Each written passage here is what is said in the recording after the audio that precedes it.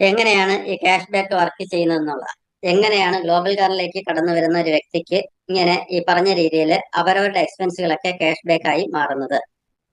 സാധാരണ നമ്മൾ കാണുന്നതാണ് ഈ ചിത്രത്തിലുള്ളത്. ഗ്ലോബൽ കാർഡ് ഇല്ലാതെ നടക്കുന്ന സംവിധാനം, ഈ ലോകത്ത് നടക്കുന്ന സംവിധാനമാണ് സ്ക്രീനിൽ കാണുന്നത്. ബയർ ഉണ്ട്, സെല്ലർ ഉണ്ട്, കച്ചവടക്കാരനുമുണ്ട്, പിന്നെ പർച്ചേസ് ചെയ്യുന്ന കസ്റ്റമറും ഉണ്ട്. അപ്പം വാങ്ങിക്കുന്ന ആള് അവർക്ക് ആവശ്യമുള്ള പ്രോഡക്റ്റിന് അല്ലെങ്കിൽ സർവീസിന് വേണ്ടി പേയ്മെന്റ് ചെയ്യുന്നു. അത് സെല്ലറിലേക്ക് പോകുന്നു. ആരെ കൊടുത്തിരിക്കുന്നത് നോക്കുക. Pays to product or service to seller. കച്ചവടക്കാരനിലേക്ക് ആ പ്രോഡക്റ്റിന്, അതായത് ആവശ്യമുള്ള പ്രോഡക്റ്റിന് വേണ്ടിയോ അല്ലെങ്കിൽ ആവശ്യമുള്ള സർവീസിന് വേണ്ടിയോ പേയ്മെന്റ് നടത്തുന്നു. അങ്ങനെ പേയ്മെന്റ് കച്ചവടക്കാരിലേക്ക് കിട്ടിക്കഴിഞ്ഞാൽ കച്ചവടക്കാരൻ ആ പേയ്മെന്റിന് തുല്യമായിട്ടുള്ള പ്രോഡക്റ്റ് അല്ലെങ്കിൽ സർവീസ് കസ്റ്റമറിലേക്ക് കൊടുക്കുന്നു, ബയറിലേക്ക് കൊടുക്കുന്നു. ഇതാണ് നിലവിലുള്ള സിസ്റ്റം. എന്നാൽ ഇതേ സിസ്റ്റം തന്നെ വീണ്ടും കണ്ടിന്യൂ ചെയ്താൽ മതി. പക്ഷെ ഇടയ്ക്ക് മിഡിലായിട്ട് നമ്മുടെ ഗ്ലോബൽ കാർഡ് ഉണ്ടാവും.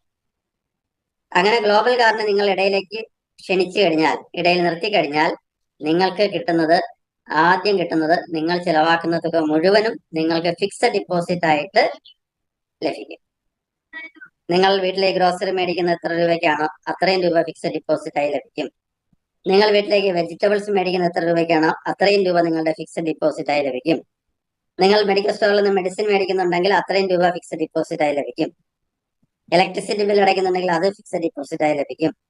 അപ്പൊ അങ്ങനെ നമ്മുടെ ഈ ആപ്ലിക്കേഷന്റെ സഹായത്തോടു കൂടി നിങ്ങൾ എന്തൊക്കെ ചെലവുകളാണോ ചെയ്യുന്നത് ആ ചെലവുകൾക്ക് മുടക്കുന്ന തുക മുഴുവനും നിങ്ങൾക്ക് ഫിക്സഡ് ഡിപ്പോസിറ്റ് ആയി പ്രോഡക്റ്റ് കിട്ടുന്നതിന് പുറമെ എക്സ്ട്രാ കിട്ടും.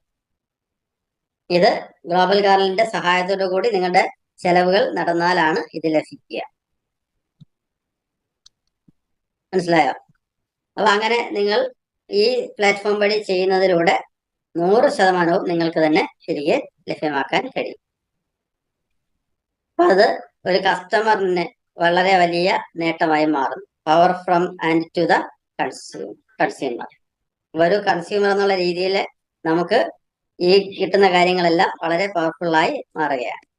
എങ്ങനെയാണ് ഈ ക്യാഷ് ബാക്ക് നമുക്ക് ലഭ്യമാകുന്നത് എന്നുള്ളതാണ് ഈ പറയുന്നത്. അപ്പൊ നമുക്ക് ഈ പറഞ്ഞ രീതിയിൽ നമ്മൾ ചെലവാക്കുന്ന തുക മുഴുവനും നമുക്ക് തിരികെ ലഭിക്കണമെങ്കിൽ ആദ്യം നമ്മൾ ചെയ്യേണ്ടത് രജിസ്റ്റർ ഓൺ GG എന്നാണ്. ഗ്ലോബൽ കാർഡിലേക്ക് നമ്മൾ രജിസ്റ്റർ ചെയ്യുക. അപ്പൊ ആ രജിസ്റ്റർ ചെയ്യുന്നതിന് ഒരുപാട് റിസ്കുകളൊന്നുമില്ല, ഒരുപാട് സമയമൊന്നും ആവശ്യമില്ല, ഒരു ഇൻവെസ്റ്റ്മെന്റും ഇല്ല. സൗജന്യമായി എല്ലാ വ്യക്തികൾക്കും നിസ്സാര സമയം കൊണ്ട് തന്നെ ഗ്ലോബൽ കാർഡിലേക്ക് രജിസ്റ്റർ ചെയ്ത് കടന്നു വരുവാൻ കഴിയും. ആദ്യത്തെ സ്റ്റെപ്പ് അതാണ്. രണ്ടാമത് സെലക്ട് പ്രോഡക്റ്റ് ഓഫ് സർവീസ്. നിങ്ങൾക്ക് ഇഷ്ടമുള്ള പ്രോഡക്റ്റ് അല്ലെങ്കിൽ സർവീസ് നിങ്ങൾ സാധാരണ ചെയ്യുന്നത് പോലെ തന്നെ ചെയ്താൽ മതി. സൂപ്പർ മാർക്കറ്റ് വഴിയാണ് മേടിക്കുന്നതിൽ അങ്ങനെ മേടിക്കുക, ഓൺലൈൻ സൈറ്റ് വഴിയാണ് മേടിക്കുന്നതിൽ അങ്ങനെ മേടിക്കുക. അപ്പൊ നിങ്ങളുടെ ഇഷ്ടമുള്ള രീതിയിൽ ഇഷ്ടമുള്ള പ്രോഡക്റ്റ് ഇഷ്ടമുള്ള സ്ഥലത്ത് നിന്ന് ഈ സംവിധാനത്തിൽ വന്നില്ലെങ്കിലും നിങ്ങൾ എങ്ങനെയാണോ ചെയ്തുകൊണ്ടിരുന്നത് അതേ രീതിയിൽ തന്നെ ചെയ്യാം. അപ്പൊ ആദ്യം അത് രണ്ടാമത് ചെയ്യേണ്ടത് അത് സെലക്ട് ചെയ്യുക എന്നുള്ളതാണ്. എന്നിട്ട് അത് മേടിച്ചു കഴിയുമ്പോൾ അവിടെ നിന്ന് സ്വാഭാവികമായിട്ടൊരു ബില്ല് കിട്ടും. ആ ബില്ല് നമുക്ക് അപ്ലോഡ് ചെയ്യാൻ കഴിയും. അപ്പൊ അങ്ങനെ അപ്ലോഡ് ചെയ്ത് കഴിഞ്ഞാൽ ഈ അപ്ലോഡ് ചെയ്യുന്ന ബില്ല് കമ്പനിയിൽ നിന്ന് കച്ചവടക്കാരിലേക്ക് പോകും. അപ്പൊ കച്ചവടക്കാരൻ ഇത് അപ്രൂവ് ചെയ്ത് കഴിഞ്ഞാൽ നമുക്കൊരു പോയിന്റ് കിട്ടും. ആ പോയിന്റിൽ നിന്നാണ് നമുക്ക് വരുമാനത്തിലേക്ക് സഞ്ചരിക്കാൻ കഴിയുന്നത്. ആ പോയിന്റിന്റെ സഹായത്തോടുകൂടി കമ്പനി പറഞ്ഞിരിക്കുന്ന ഒരു പ്രോസസ് ഉണ്ട്. ആ പ്രോസസ്സ് നടത്തി കഴിയുമ്പോഴേക്കും ക്യാഷ് ബാക്ക് കിട്ടിത്തുടങ്ങും. സിമ്പിൾ ആയിട്ടുള്ള കാര്യം, ആദ്യം GGയിൽ രജിസ്റ്റർ ചെയ്യുക. നമുക്ക് ആവശ്യമുള്ള പ്രോഡക്റ്റ്, ഇപ്പൊ ആമസോണിൽ നിന്നാണ് സാധനം മേടിക്കുന്നതെങ്കിൽ ആമസോണിൽ നിന്ന് വാങ്ങിക്കാൻ ആഗ്രഹിക്കുന്ന പ്രോഡക്റ്റ് സെലക്ട് ചെയ്യുക. അത് ഈ പ്ലാറ്റ്ഫോമിന്റെ സഹായത്തോടുകൂടി ബൈ ചെയ്യുക, വാങ്ങിക്കുക. ആ ബില്ല് ഇവിടെ കണക്ട് ചെയ്യിക്കുക. അത് കഴിഞ്ഞ് അതിന്റെ അപ്രൂവൽ നടന്നു കഴിഞ്ഞാൽ നിങ്ങളുടെ ഫുൾ ക്യാഷ് ബാക്ക്, അതായത് നിങ്ങളുടെ ഫുൾ എമൗണ്ട്, നിങ്ങൾ ചെലവാക്കിയ ഫുൾ എമൗണ്ടും